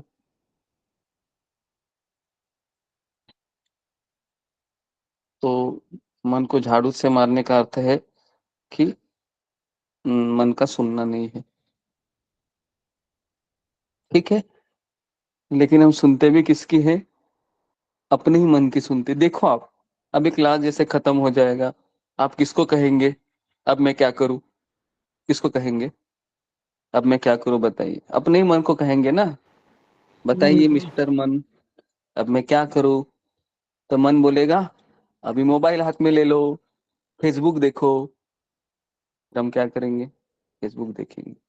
तो इस तरह से ही हम करेंगे। देखो 100% बोलता हूं मैं। अभी चर्चा तो हमारे बहुत बड़ी थी, लेकिन हम वही करेंगे। ऐसे बैठे हैं, खाली मन शैतान का घर। तो तुरंत उस घर में शैतान आएगा और बोलेगा कितना तुमने लेक्चर सुना, कितने नोट्स लिखे, बाप रे, कभी तुमने ऐसा किया है? देखो तुम कितनी भक्ति में प्रगति कर रहा है। चलो चलो, अभी हम थोड़ा सा मजा भी करना चाहिए।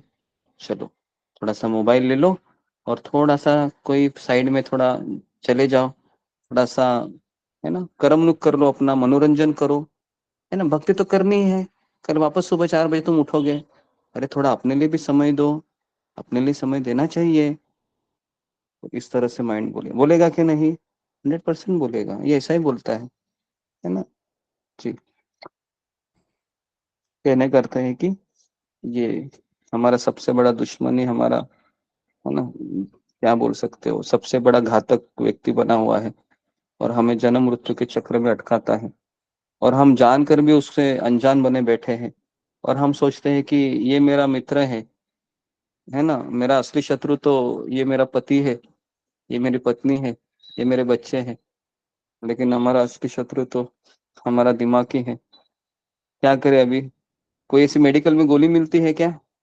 चलो भाई खा लेते हैं और इस शत्रु को हम, है ना, चैन की नींद सुला लेते हैं कि तू 2 घंटे के लिए सो जा, 5 घंटे के लिए सो जा। ऐसा हो सकता है कि इस मन को हम कम करें? ऐसा नहीं हो सकता है। पता है ऐसे क्यों नहीं हो सकता है? इसका भी कारण मैं बता रहा हूँ। कृष्ण गीता में कहते हैं ये मन कौन है? कृष्ण गीता में कहते हैं ये मन, इंद्रियों में मन कौन है? मैं हूं।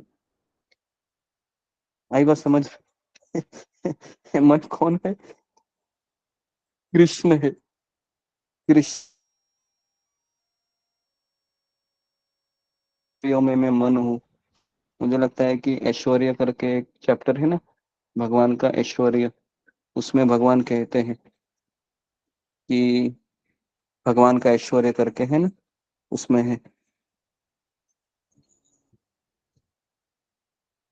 वहां पर है, जरा मैं ढूंढ के आपको अध्याय 10 बताता हूँ। गुरुदेव, अध्याय 10। हाँ, अध्याय 10 में ही है, लेकिन कौन से श्लोक में है कि इंद्रियों में मैं मन हूँ, भगवान कहते हैं।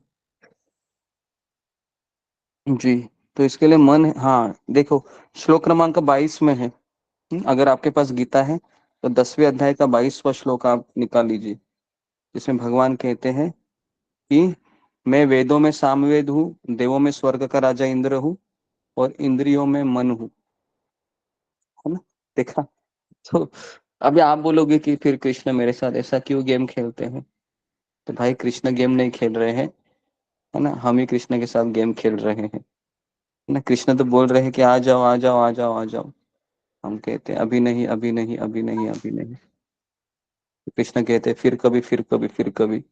हम बोलते हैं अगले जन्म में अगले जन्म में अगले जन्म में। ऐसे चलता रहता है।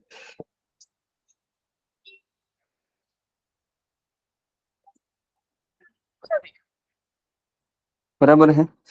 कभी कभी तो हम पूरा 16 माला भी करते हैं, और उसके पश्चात हम तीनों क्लास भी करते हैं, फिर भी दिमाग खराब होता है। कौन बताएगा इसका मूल कारण क्या है? फिंगर को रेस्ट कीजिए। सारा चीज सही सही करने के बाद भी दिमाग खराब होता है बीच में, इसका मूल कारण क्या है? चलो ये भी चीज आपको आज बता देते हैं कि सब कुछ सही करने के बाद भी दिमाग खराब होता है और हम माया में चले जाते हैं। जी, अशोक चावला। क्योंकि गुरुजी हम मन की ज्यादा सुनते हैं। हाँ, मन की सुनते हैं, वो बात तो सही है, लेकिन इसको और एक इसका उत्तर हो सकता है। क्योंकि हम शुरू से ही इंद्रिय तृप्ति के लिए भौतिक चीजों में लगे हुए हैं। हाँ, वो तो लगे तो रहते ही हम। हम अभी शाम होगी तो पता नहीं हम क्या करेंगे। कितने लोगों को ऐसा होता है कि जैसे ही शाम होती है, 6 साढ़े 6 बजे बजते हैं, तो मन में एक अलग से हलचल लगती है कि अभी कुछ तो थोड़ा सा, है ना, ऐसी चीजें करें जो हमें लुभाने वाली हो, और फिर हम थोड़ा अलग अलग थोड़ा सा विचार करने लगते हैं। जी, रहता है जिसमें हम मैक्सिमम इंद्रिय तृप्ति की इच्छाएं करते हैं। तो सब लोग लिखे, इसका उत्तर लिखिए। क्योंकि हम हमारे मन को व्यस्त नहीं किए हैं, और दूसरा है कि हमारा कोई टाइम टेबल नहीं है। टाइम टेबल नहीं है। कितने लोगों का टाइम टेबल है? कितने लोग टाइम टेबल से चलते हैं, बताओ हमारे ग्रुप में। टाइम टेबल से चलते हैं कि इसके बाद ये, इसके बाद ये, इसके बाद इसके बाद इसके बाद इसके बाद ये। जो व्यक्ति टाइम टेबल से चलता है वह सुखी रहेगा।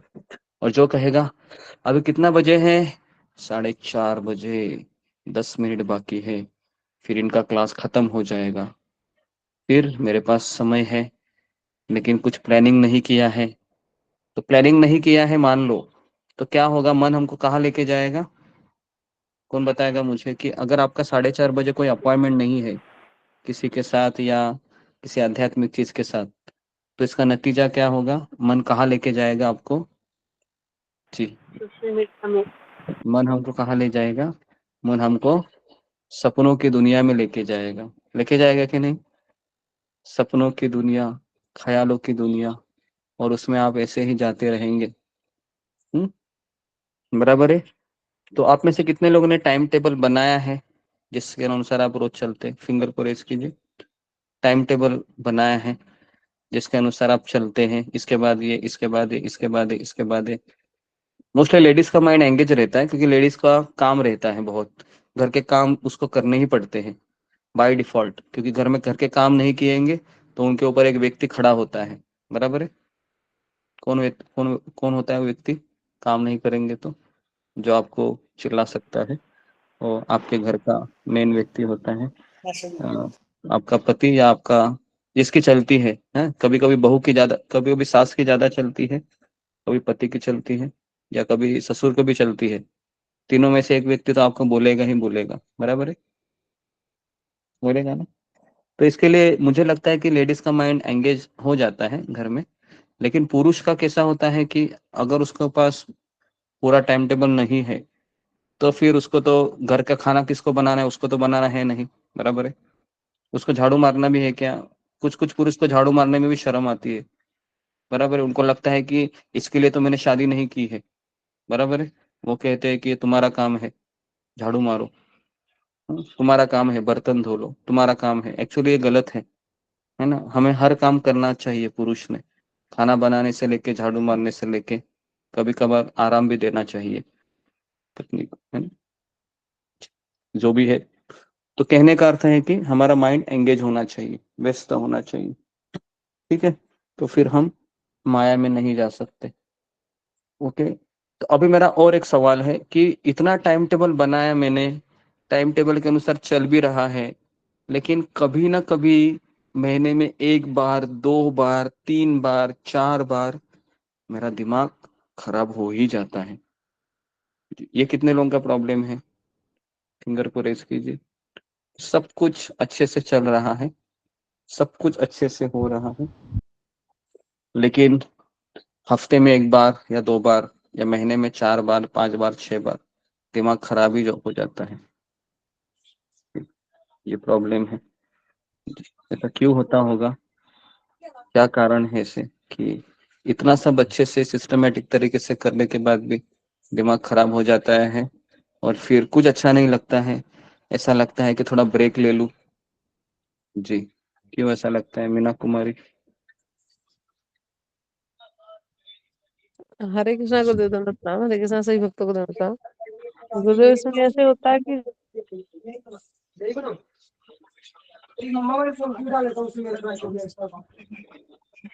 उनसे हम इच्छा जो है आपका जो है आवाज वो ब्रेक नहीं हो हो रहा पा है। रही। अरे जी गुरुदेव, हरे कृष्णा। नेक्स्ट। आप आवाज नहीं आ रही है। जी, रूबी कुमारी।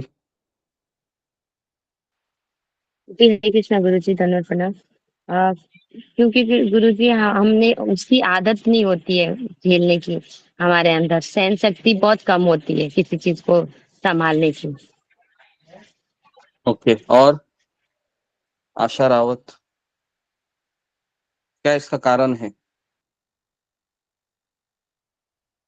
स्मिता मोहंती, घनश्याम अग्रवाल। हरे कृष्णा दंडवत, हरे कृष्णा दंडवत प्रणाम प्रभु जी। आपने पूछा कि कितने हफ्ते में कोई दिन होता है। प्रभु जी, ऐसा होता है टाइम टेबल तो बनाकर ही चलते हैं 24 घंटे की जगह हमको लगता है कि 30 घंटे हो जाए। पर क्या होता है प्रभु जी, किसी किस टाइम में जैसा भी शेयर मार्केट डाउन हो गया या कोई बात हो गई व्यापार संबंधित या घर में कोई बात हो, तो उस टाइम में मन हमारा डगमगा जाता है। भगवान पर विश्वास पूरा रहता है कि भगवान हमारी सहायता करेंगे।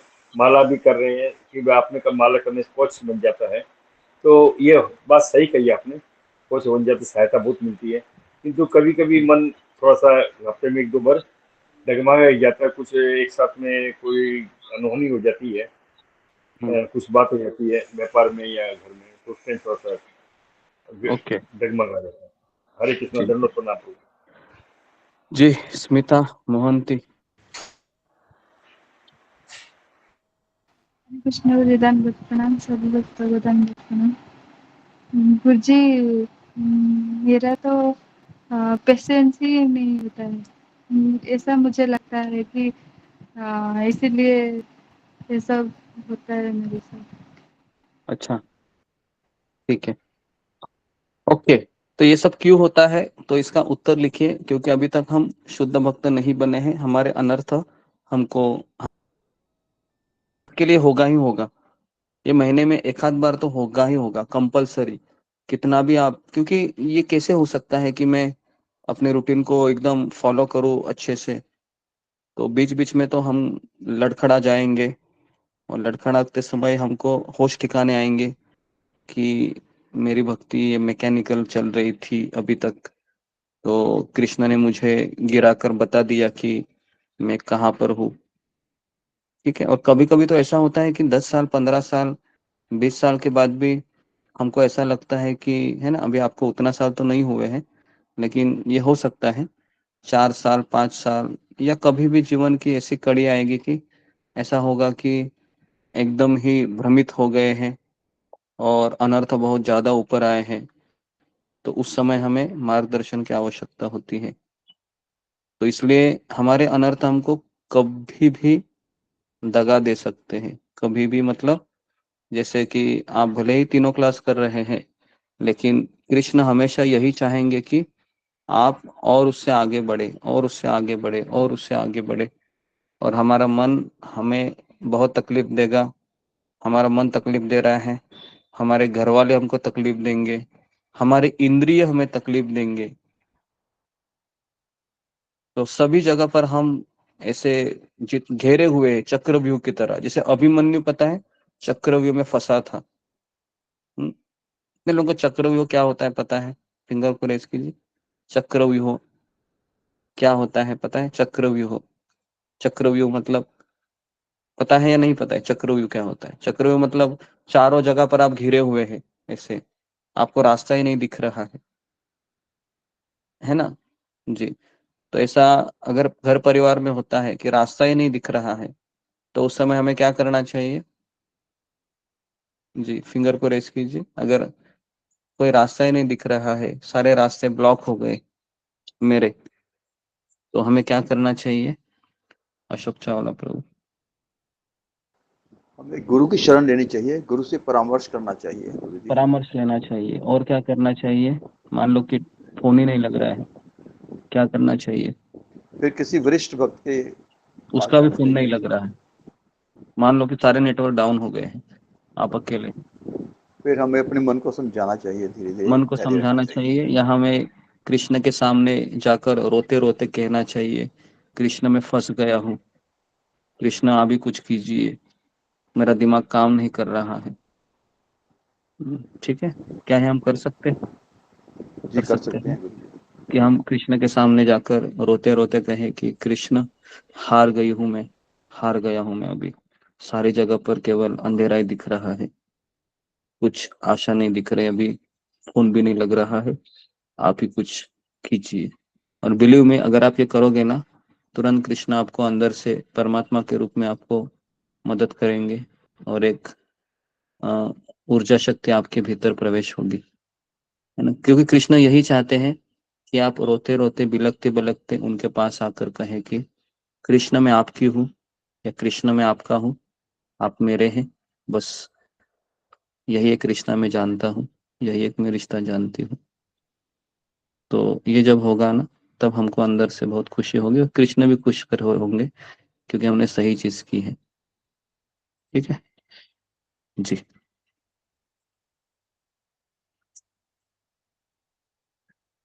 लेकिन ये तब होता है क्या? तब नहीं होता है ये, यही अफसोस की बात है। क्या होता है ऐसा कि मैं एकदम अड़चन में हूँ, तो नहीं होता है ऐसे, है ना। हम अलग अलग उपाय ढूंढते हैं। कृष्ण की याद तो छोड़ो, लोग माला करना भूल जाते हैं, बोलते हैं कि क्या करे गुरुजी, बहुत घर में समस्या थी, हम माला ही नहीं कर पाए। तो इस तरीके से उत्तर मिलता है, फिर माला खत्म, और फिर 2 दिन 3 दिन के बाद फिर बेहाल होकर फिर कहते हैं कि 3 दिन से हमने माला ही नहीं की, घर में बहुत परेशानी थी। अभी चौथे दिन माला पकड़ने की साहस कर रहे हैं, तो पूरा रूटीन गड़बड़ा गया है, अभी तो उठने की भी इच्छा नहीं हो रही है, क्या करूं मैं। ऐसी हालत कितने जनों के साथ होते आती है? फिंगर को रेज कीजिए। समस्या होने के बाद 2 दिन 3 दिन माला ही नहीं करते, या माला में मन नहीं लगता है, और सोते रहते हैं, दिमाग खराब हुआ है, और सत्संग को भी पीठ दिखाते हैं, और सोचते हैं कि अब मैं क्या करूं क्या करूं क्या करूं, क्योंकि ये लोग जितने भी हम लोग हैं ना, सत्संग के ऊपर हम निर्भर ही नहीं है पूरी तरीके से। जो व्यक्ति सत्संग पे निर्भर है ना, वह दुख में वो सत्संग का और आश्रय लेगा। अभी हमारा घर में कैसा सब कुछ ठीक है, इसके लिए हम सत्संग कर रहे हैं, लेकिन घर में जब परेशानी होती है ना, तो सत्संग ज्यादा करना चाहिए, ज्यादा हमें लेक्चर सुनने चाहिए, ज्यादा से ज्यादा हमें भक्ति को हमको प्राधान्य देना चाहिए। लेकिन होता है उल्टा ही होता है, उल्टा ही होता है। हम तो भगवान को तो भूल ही जाते हैं उस 2 दिन 3 दिन, है ना। और फिर चौथे दिन सब ठीक होता है, और फिर फोन करते हैं कि अभी तो माला ही नहीं हो रही मेरी इतने दिनों से, अब मैं कहाँ से शुरू करूँ, आप बताइए हमें। देखो 16 से इसने अभी 2 माला से शुरू किया, फिर 2 4 6 8, और फिर 16 होने के लिए उसको 1 महीना लगता है कभी कभी। तो मेरा आपको यही कहना है कि जिस दिन आपका माला नहीं होता है ना, उस दिन ही आप सतर्क हो जाइए, और 2 दिन 3 दिन मत गवाइए, क्योंकि ये जो रूटीन बहुत बहुत बहुत मेहनत से हमारा बना है। एक दिन गुरु जी का आवाज ब्रेक हो रहा है। हरे कृष्ण।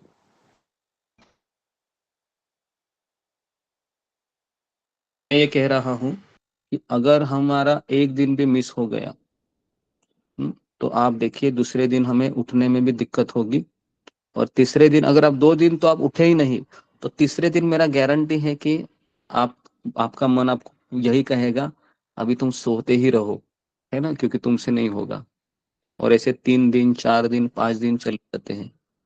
तो इसलिए मेरा आप लोगों से निवेदन है कि कैसे भी हो, आप सुबह उठ के है बैठ जाइए, भले ही आपकी इच्छा हो या ना हो, बैठ जाए, उस रूटीन को अपना लीजिए, क्योंकि रूटीन है ना, बहुत बहुत बहुत बहुत तपस्या से हमको प्राप्त हुआ है। सुबह 4 बजे उठ के माला करने का, ये किसी को ये ऐसा रूटीन में कोई नहीं होता है, मंदिर में भी कोई नहीं करता है कंटिन्यू 4 बजे उठकर माला करना। एक आध 2 4 दिन तो ही हफ्ते में हो जाता है। तो इसके लिए हमें इसको प्राधान्य देना चाहिए जो हमें मिला है। देखो, जो जिसको जिसको हीरे की जानकारी है ना, वो उस हीरे को संभाल के रखेगा, और जिसको उस हीरे की कदर ही नहीं है, वो उसको कहाँ पर भी छोड़ देगा। तो इसके लिए हमें एक ऐसा भगवान ने हीरा दिया है, खास करके सुबह जप करने का, तो उसको आप प्रिजर्व करके रखिए। ऐसा ना हो जाए कि ये इतना अच्छा अवसर मेरे से निकल जाए, और फिर लोग कहते हैं कि हम उठना चाहते हैं, हमारे अंदर से बहुत इच्छा भी है, लेकिन क्या करें, हम उठ ही नहीं पा रहे हैं। तो ऐसा नहीं होना चाहिए फिर। तो इसके लिए हमें, है ना, किसी ने एक चीज ये जीवन में ठान ली ना कि सुबह 4 से 6 मेरा माला करूंगा ही करूंगा, तो उसके लिए फिर भगवान को प्राप्त करना बहुत आसान है,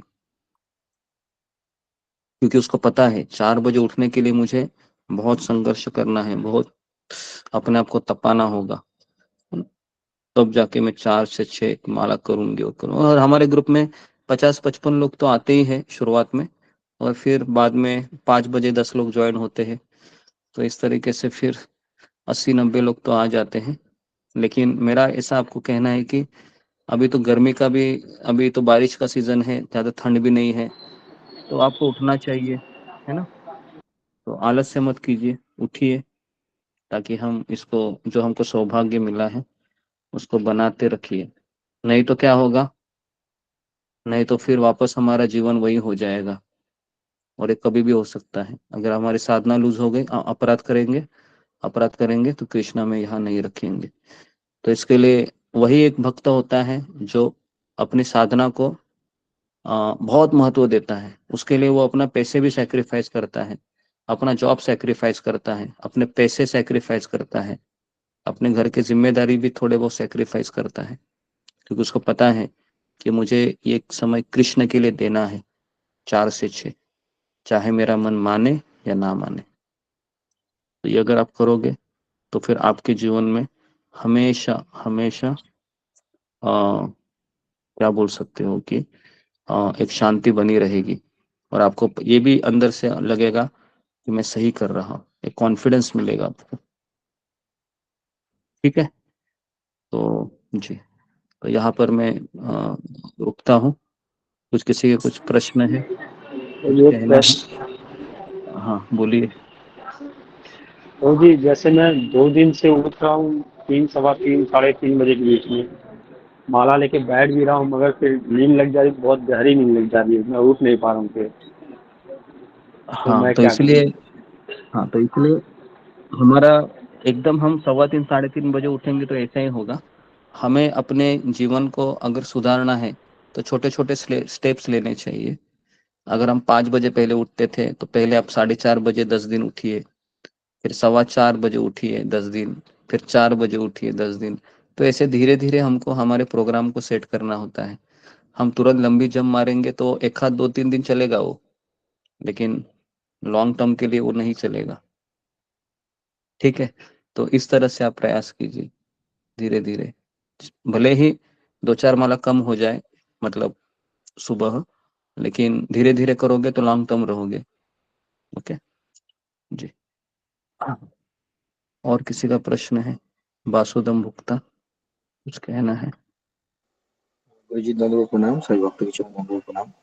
गुरु जी मुझे कहना है, जो मैं सुबह तो 5 कभी 5:30 भी बज जाता है, कभी 4:30 बजे भी उठता हूँ, लेकिन कभी कभी है ना गुरु जी, ये माला जैसे 4-5 माला ही होता है, 16 माला होता नहीं है, तो वो काउंटिंग मशीन से मैं कभी मॉर्निंग वॉक में जाता हूँ तो उसमें करता हूँ, तो उसमें कुछ सही है कि गलत है, वो मुझे एक्चुअली जानना था गुरु जी।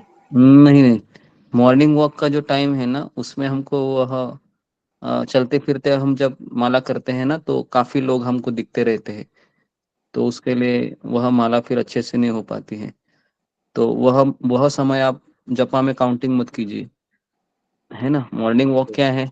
मॉर्निंग वॉक तो हमारा सेहत तो बाद में भी अच्छा हो सकता है, उससे अच्छा है कि आप प्राणायाम और ये सब चीजें कीजिए घर में रहकर, क्योंकि बाहर जाते हैं तो हम रजोगुण में आ जाते हैं और हमारा माला भी कम हो जाता है। तो इसके लिए हमको घूमने फिरने का समय थोड़ा सा दूसरा रखिए, और माला कम से कम देखो 8 से 10 माला हमारी होनी चाहिए सुबह, किसी भी हालत में 8 के ऊपर होनी चाहिए।